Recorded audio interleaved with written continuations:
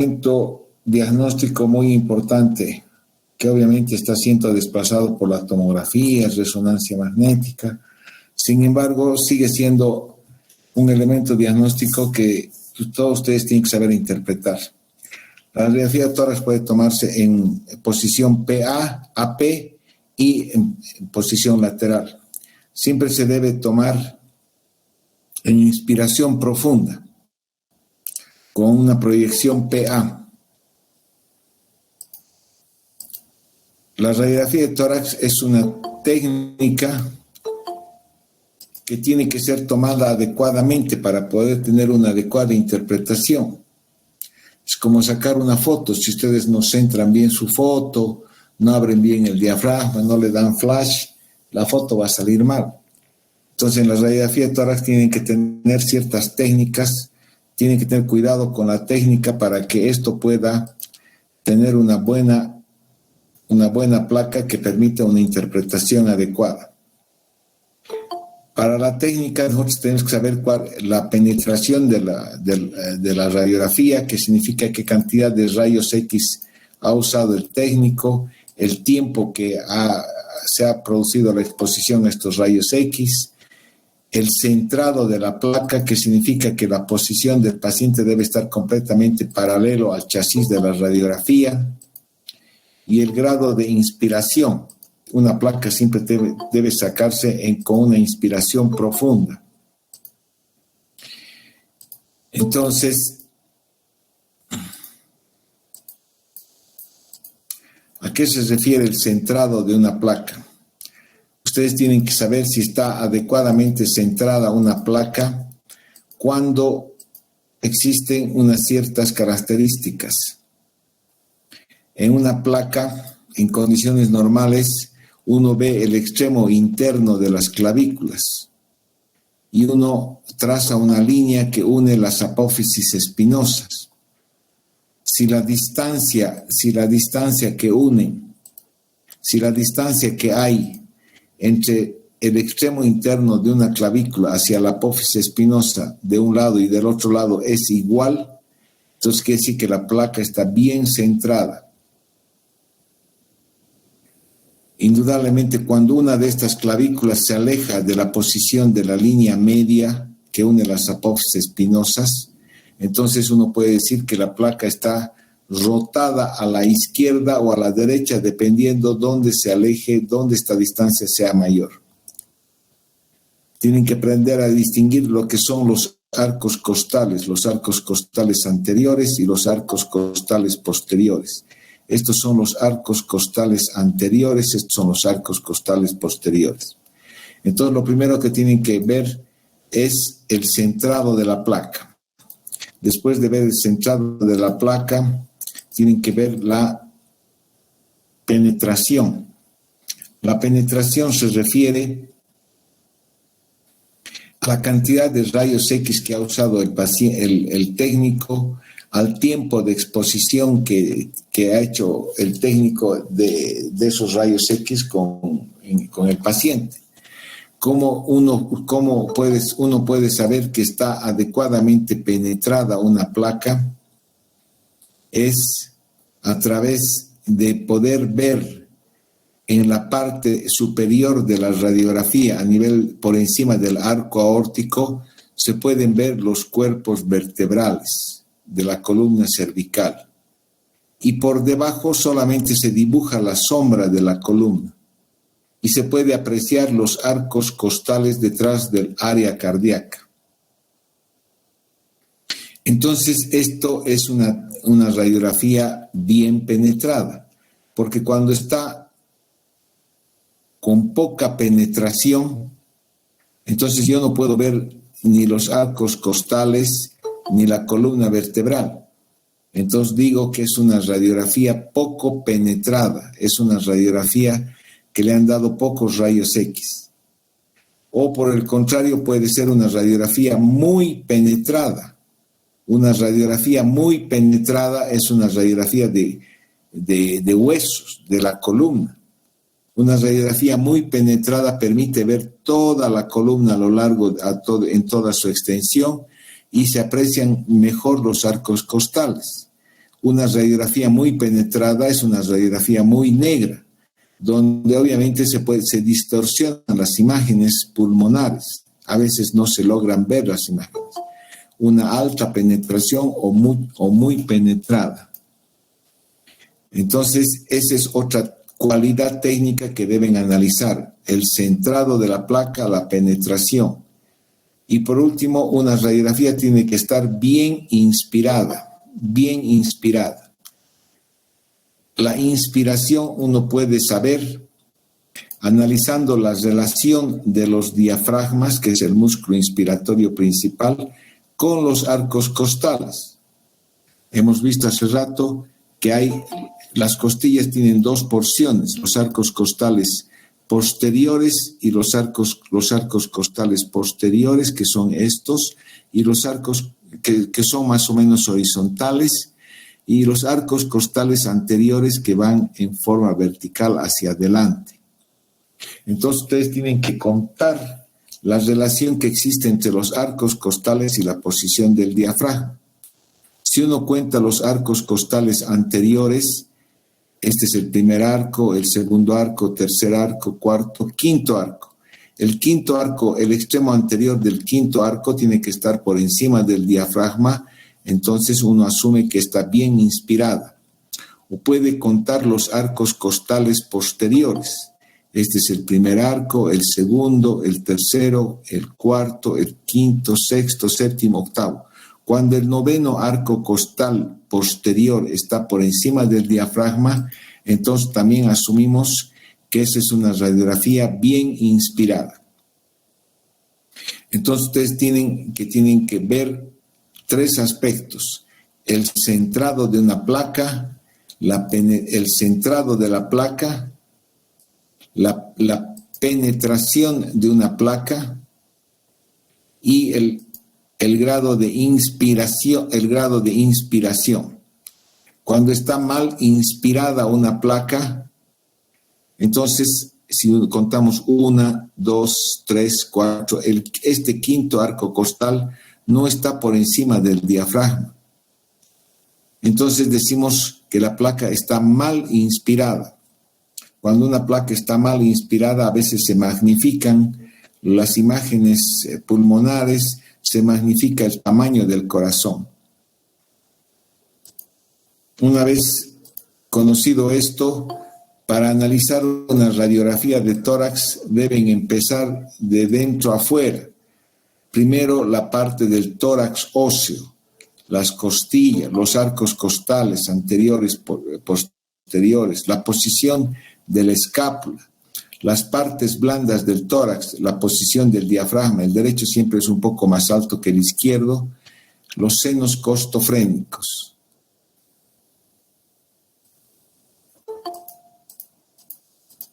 Después de 10 minutos, 7 minutos más, ya no voy a permitir más personas porque voy a pasar a pantalla grande.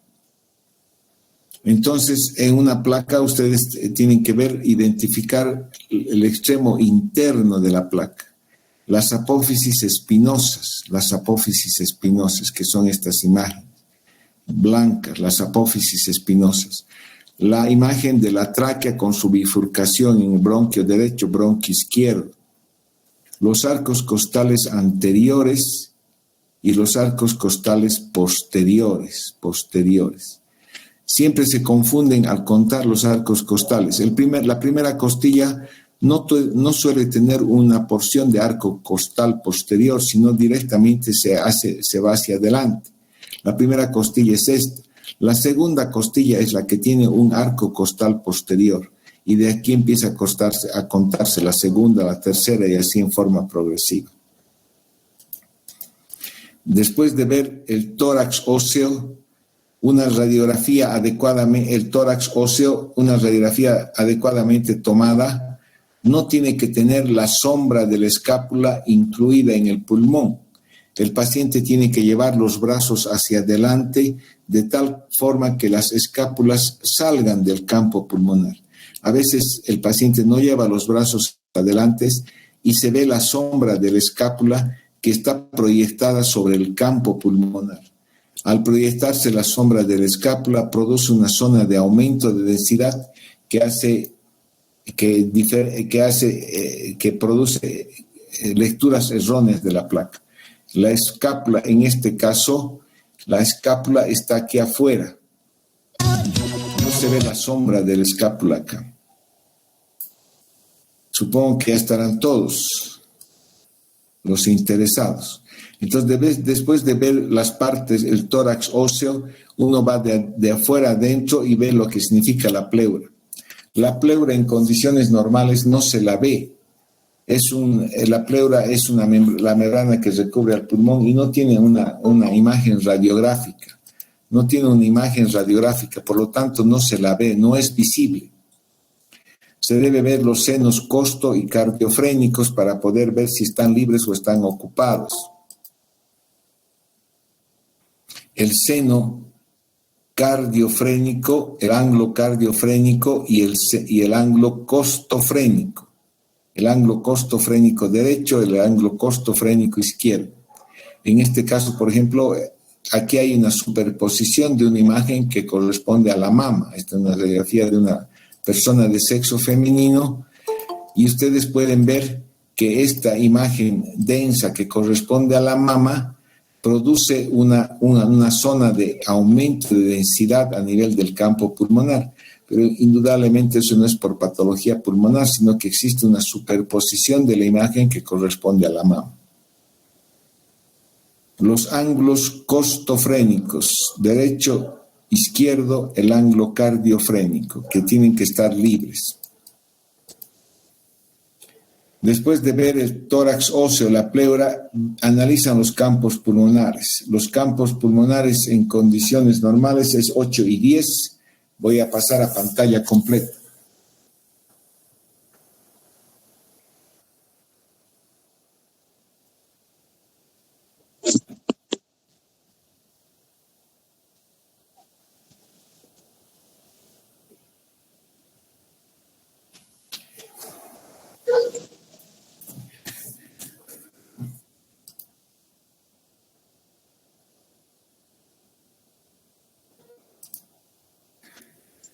¿Están viendo la pantalla? Amigos. Sí, doctor. Sí, doctor, se ve, pero pequeña. Normal, como hace rato. Estoy en pantalla completa. No se ve en pantalla completa, doctor. Ay, qué increíble.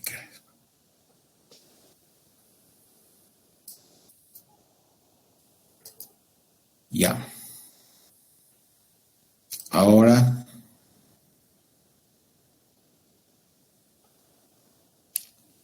¿Sigue viéndose pequeño? Sí, doctor. No se ve en pantalla completa. ¿Por qué?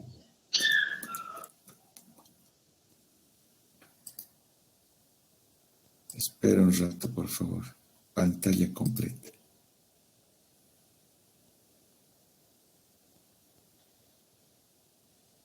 Pero ahora no puedo volver. Ay, Dios mío.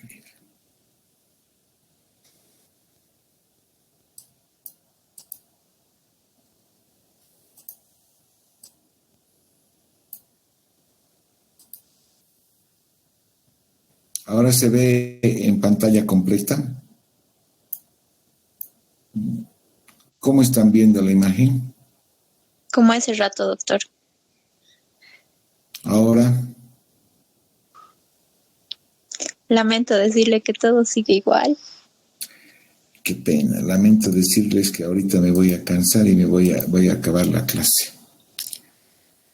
Ya me canso. No, doctor, siga nomás como está. No se preocupe por eso. Ya me está cansando esta computación.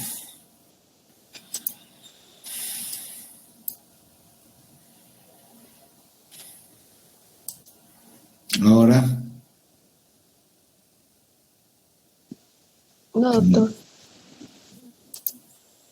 Es que para ver estas imágenes radiográficas necesito... A ver, voy a...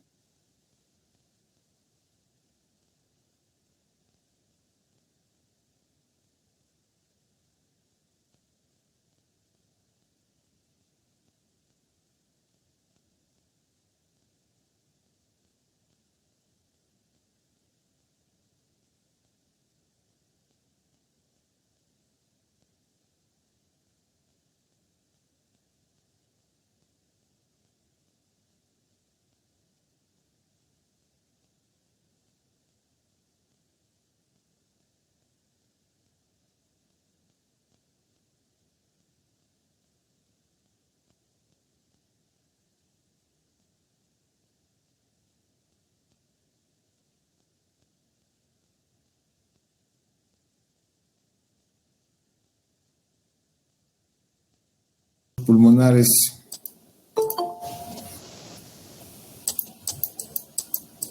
Amigos, ¿están ahí? ¿Alguna persona o no hay nadie? Sí, doctor, estamos viendo las diapositivas. ¿Hay alguna persona ahí? ¿Me escuchan? Sí, doctor. Sí, doctor, ¿Se ve? se escucha. ¿Qué se ve? Su presentación, doctor. ¿Qué cosa ves? ¿Una zanahoria o una radiografía de tórax? Radiografía de tórax. Todos los campos pulmonares son estructuras, es un equilibrio entre el tejido pulmonar y la cantidad de aire que tiene. Es una estructura homogénea donde se ve un fondo negro con unas rayas que corresponden a las arterias pulmonares.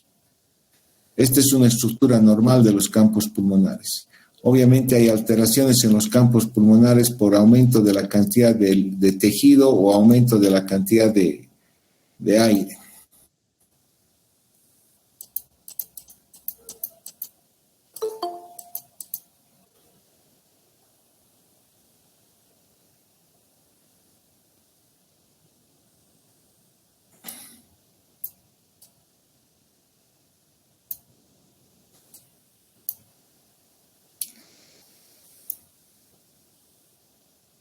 Después de ver los campos pulmonares hay que analizar la parte interna que corresponde a la silueta cardíaca, sacando el índice cardiotorácico, analizando el borde cardíaco derecho y el borde cardíaco izquierdo.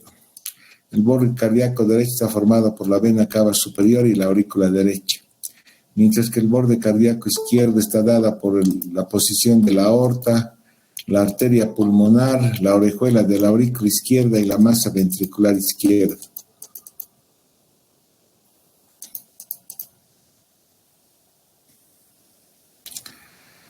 Ay, ay, ay. ¿Qué ven aquí? ¿Ven la imagen un poco más grande o sigue pequeña? Se ve bien, doctor. Pero es que tienen que ver con un cierto detalle. ¿De qué tamaño ven la imagen? Da lo mismo, hijo. Si ni aprende.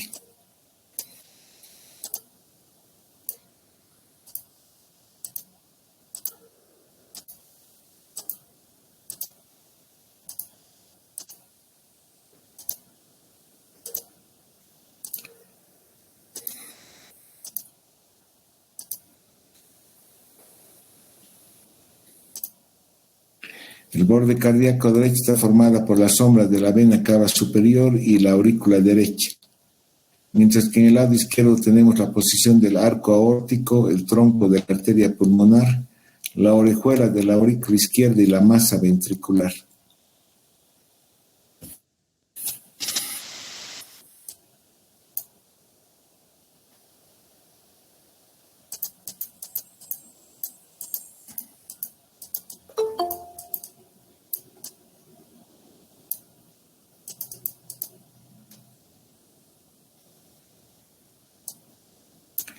Para sacar el índice cardiotorácico, ustedes tienen que...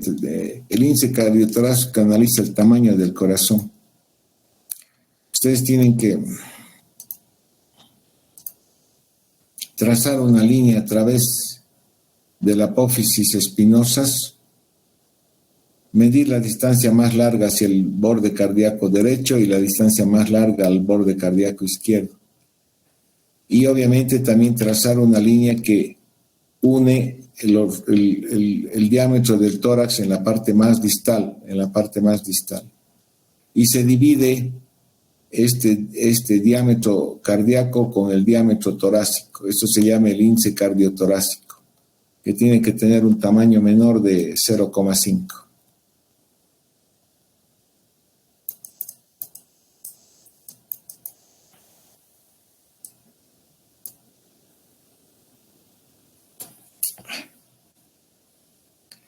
Después tienen que ver el mediastino y los cilios pulmonares.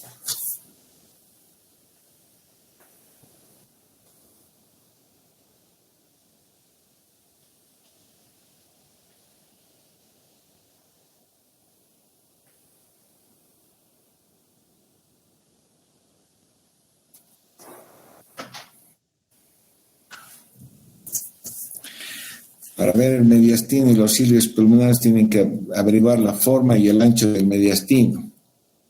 En los cilios pulmonares hay que buscar masas, adenopatías, calcificaciones o las arterias pulmonares. Los cilios pulmonares son estas estructuras que están en la parte central donde se logra ver la arteria pulmonar derecha, el tronco de la arteria pulmonar, el tronco de la arteria pulmonar y la arteria pulmonar inferior derecha. En condiciones anormales uno puede encontrar un engrosamiento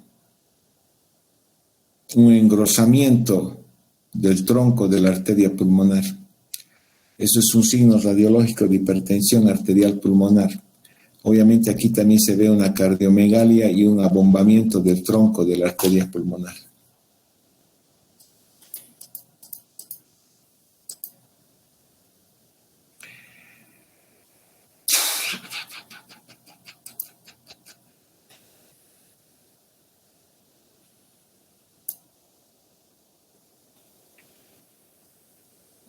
A veces es necesario sacar radiografía lateral del tórax, aunque en estos tiempos donde la tomografía de tórax está presente, es innecesario sacar radiografía de tórax lateral, porque con la tomografía uno puede tener más detalle de todo el parénquima pulmonar. Sin embargo, las proyecciones laterales de tórax nos permite ver ese espacio retrocardíaco, los senos cardiofrénicos posteriores, para tratar de ubicar las imágenes.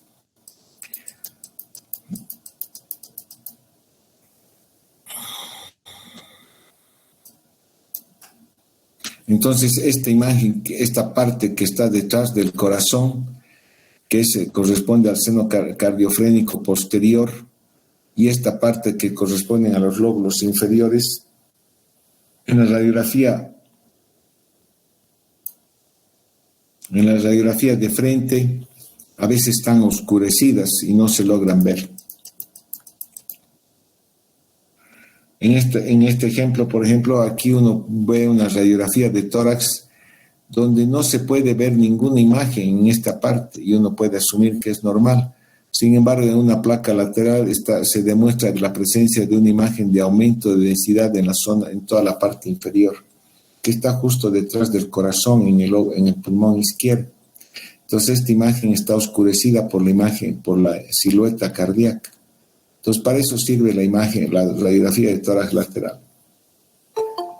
Sin embargo, las radiografías de tórax lateral ya no se usan porque obviamente una tomografía da una mayor resolución del problema.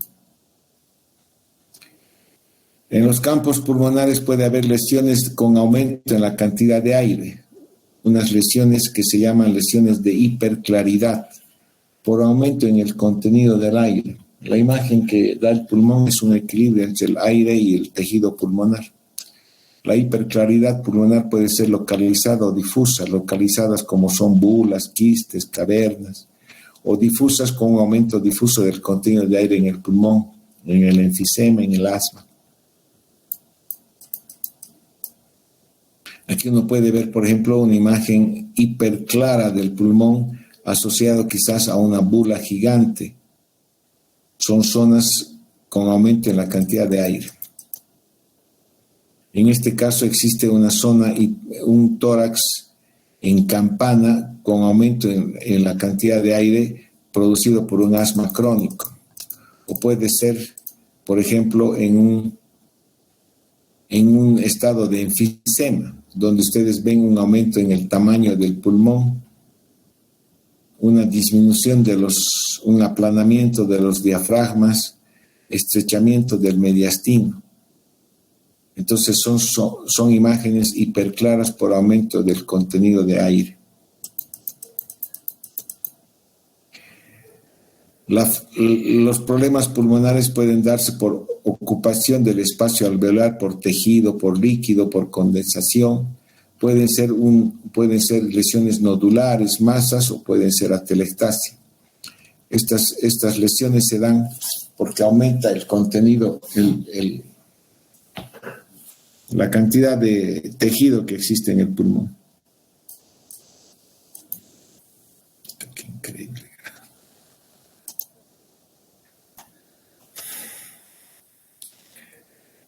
Los signos clásicos de compromiso pulmonar es un aumento de densidad que puede ser homogéneo. Esto se llama condensación y tiene asociado broncograma o alveolograma. Algunos lo llaman, es más clásico llamar broncograma. O pueden ser nódulos, imágenes de aumento de densidad nodulares que se les llama imágenes acinares, que tienen bordes mal definidos con tendencia a la confluencia. Estas imágenes de compromiso pulmonar suelen tener una distribución lobar o segmentaria, pueden tener alas de mariposa.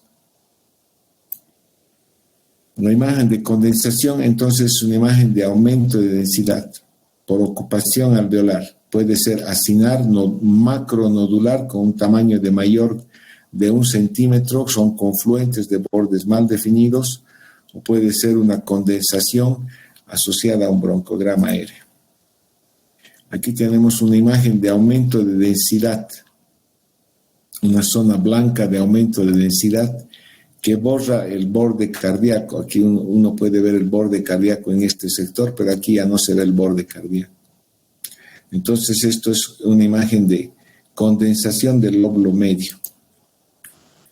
Aquí también uno puede ver una imagen de aumento de densidad no homogénea en la parte del lóbulo inferior derecho. O una imagen de aumento de densidad no homogénea, difusa, que también es una condensación, pero donde se ve unas líneas negras en su interior, que corresponden al broncograma aéreo. El broncograma aéreo está representado por que los bronquios que contienen aire están rodeados de un parénquima pulmonar condensado, con aumento de densidad. Entonces se ven como líneas negras que se llama broncograma aéreo. Una zona de aumento de densidad no homogénea, que es una condensación del lóbulo superior derecho. Esto, por ejemplo, se lo define como una zona de aumento de densidad homogénea de límites bien definidos que está produciendo una neumonía lobar superior derecha. En esta radiografía también se ve una imagen de aumento de densidad en el lóbulo medio con borramiento del borde cardíaco, y el lóbulo inferior está completamente respetado. Lo mismo, aquí además de la imagen de condensación se ven imágenes acinares, imágenes nodulares acinares distribuidas en todo el campo pulmonar. Estas imágenes acinares tienen un diámetro mayor de 1 centímetro y por lo tanto se los denomina como imágenes acinares.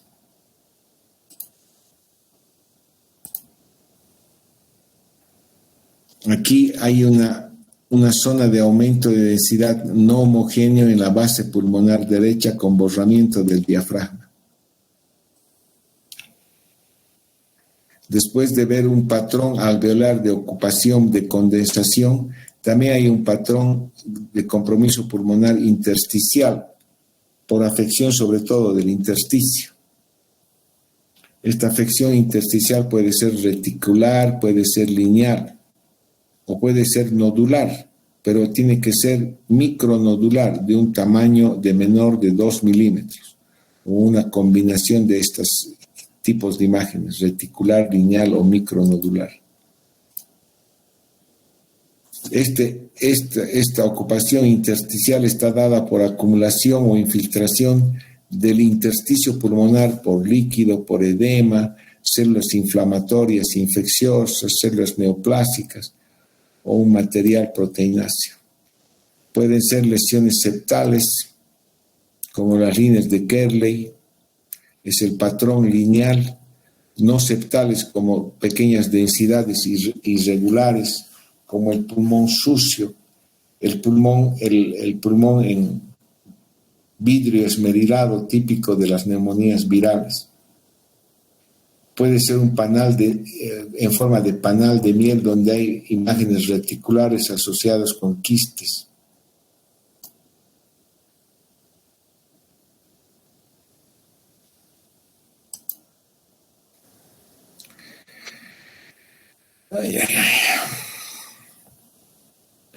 La enfermedad del espacio intersticial produce esa imagen en difusa, no homogénea, en vidrio deslustrado, en vidrio sucio, como se puede ver en esta placa, donde existe un infiltrado difuso, no homogéneo, que no tiene límites precisos, afecta las dos bases pulmonares, como se ve en las neumonías por coronavirus, por COVID. Imágenes de aumento de densidad difusas, no homogéneas. No homogéneas, típicos de las neumonías virales, aumento de densidad no homogénea, difuso. Lo mismo, una zona de aumento de densidad no homogénea.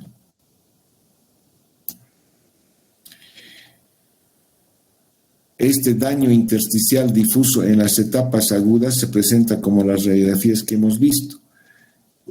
Si no existe una resolución adecuada del problema, puede evolucionar hacia una fibrosis con formación de espacios quísticos y es el pulmón en estadio final, una fibrosis pulmonar. Aquí ustedes pueden ver un paciente con secuela de COVID, donde ya no se ve una imagen difusa, sino se ven como tractos fibróticos difusos en ambos campos pulmonares. Esto ya es una forma de fibrosis pulmonar, tractos fibróticos lineales. Imágenes irregulares, difusas con tractos fibróticos. Eso es como una fibrosis después de una infección viral. O puede haber combinación de imágenes quísticas asociado con, como en un panal de abeja. El patrón intersticial, además de ser lineal, también puede ser nodular. Se llama un patrón nodular miliar porque los nódulos son pequeños, de menos de 2 milímetros de tamaño. O puede haber un patrón mixto, retículo nodular. El patrón miliar característico se ve en la tuberculosis miliar, donde ustedes pueden ver imágenes, micronódulos diseminados en ambos campos pulmonares de un tamaño de menos de 2 milímetros, que corresponden a una tuberculosis, característicamente a una tuberculosis miliar. Imágenes nodulares pequeñas, diseminadas, que en este caso incluso se han hecho confluentes, pero aquí se ve más denso porque obviamente están superpuestas las mamas de esta persona de sexo femenino. Imágenes micronodulares de una tuberculosis miliar. O también aquí, por ejemplo, ustedes pueden ver imágenes nodulares a predominio de los lóbulos superiores y respetando toda la parte inferior, que corresponde a una silicosis. La imagen de la tuberculosis miliar suele ser un infiltrado homogéneo que abarca todo el campo pulmonar. Aquí se respeta la parte inferior y esto es compatible con silicosis. Podemos tener entonces el patrón alveolar intersticial o puede haber nódulos, masas. Son imágenes redondeadas que las masas tienen un diámetro mayor de 4 centímetros. Imágenes nodulares que no son micronodulares, sino son imágenes de más de 2-4 centímetros que corresponden posiblemente a metástasis pulmonares. O imágenes de masas redondeadas, en este caso un quiste broncogénico que está localizado en la base del pulmón. O imágenes nodulares que corresponden a una masa, posiblemente a un carcinoma broncogénico. Podemos también tener imágenes de atelectasia. La atelectasia también es una imagen de aumento de densidad, como si fuese una condensación, pero existe una disminución del volumen pulmonar. Atelectasia. Aquí típicamente nosotros vemos una imagen de aumento de densidad del campo pulmonar derecho con retracción de la tráquea y del mediastino hacia este espacio y una hiperinsuflación del campo pulmonar izquierdo. Esta imagen es típica de una atelectasia completa del lado derecho. Una atelectasia completa del lado derecho, una zona de aumento de densidad homogénea, no se ve broncograma aéreo porque está obstruido posiblemente el bronquio, con retracción de la tráquea y el mediastino hacia ese lado. Atelectasia pulmonar derecha o atelectasia pulmonar izquierda. En este caso, el mediastino, todo el borde cardíaco está retraído hacia la izquierda, la tráquea también, y es una imagen de atelectasia. O puede ser localizada. Aquí se ve una zona de aumento de densidad localizada en la base del pulmón derecho, con preservación del borde cardíaco. Si el borde cardíaco está preservado, significa que la imagen está localizada en el lóbulo inferior derecho y no en el lóbulo medio derecho. Toda vez que se borra la imagen del borde cardíaco, se asume que la imagen es en el lóbulo medio derecho. En este caso hay una zona de aumento de densidad bien definida que corresponde a una atelectasia del lóbulo inferior derecho. Puede haber imágenes por compromiso pleural. El compromiso, hemos visto que la pleura es una cavidad virtual que no tiene una traducción radiológica. En condiciones patológicas puede haber aumentos de densidad o hiperclaridad a nivel de la pleura. El aumento de densidad se debe porque existe un engrosamiento pleural o una acumulación de líquido en la cavidad pleural que se llama derrame pleural. La hiperclaridad se da porque existe una presencia de aire. Ustedes pueden ver acá una imagen de aumento de densidad con un límite de concavidad superior que corresponde a un derrame pleural con desplazamiento del mediastino hacia el lado opuesto. Una zona de aumento de densidad homogénea con una curva de concavidad superior que corresponde a un derrame pleural. O el derrame pleural puede estar localizado, puede ser pequeño y estar localizado solamente en los ángulos costofrénicos. Entonces aquí existe un borramiento del ángulo costofrénico, no se logra ver el ángulo costofrénico por acumulación de líquido a este nivel y se logra ver la cisura que está llena de líquido. O pueden ser imágenes hiperclaras en la pleura, donde obviamente aquí existe una zona de disminución de densidad, una zona hiperclara que corresponde a la acumulación de aire en la cavidad pleural. Es un neumotórax con un colapso total del pulmón izquierdo, un neumotórax con aplanamiento del diafragma, con un aplanamiento del diafragma. En este caso, uno puede ver una zona hiperclara con acumulación de aire, es un neumotórax, una zona de menor densidad en relación al pulmón normal y el pulmón aquí colapsado. O puede ser un derrame pleural bilateral que colapsa al pulmón, en realidad produce una atelectasia por colapso, con una imagen de aumento, de disminución de densidad hiperclara en ambos campos pulmonares. Aquí hay un aplanamiento del diafragma, una zona de disminución de la densidad hiperclara que corresponde a un neumotórax bilateral e incluso se ve imágenes aéreas en el tejido subcutáneo que corresponde a un enfisema pulmonar. Hay también otras proyecciones que a veces se usan en la radiografía de tórax. En condiciones normales la radiografía de tórax se hace en inspiración profunda. Ustedes pueden pedir una técnica de expiración para poder diferenciar neumotórax pequeños.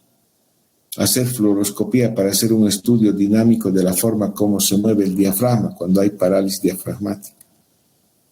Otros estudios que se hacen, como la ecografía de tórax, nos permiten localizar derrames tabicados ver la magnitud del derrame, o también la ecografía de tórax también nos permite ver las características del parénquima pulmonar.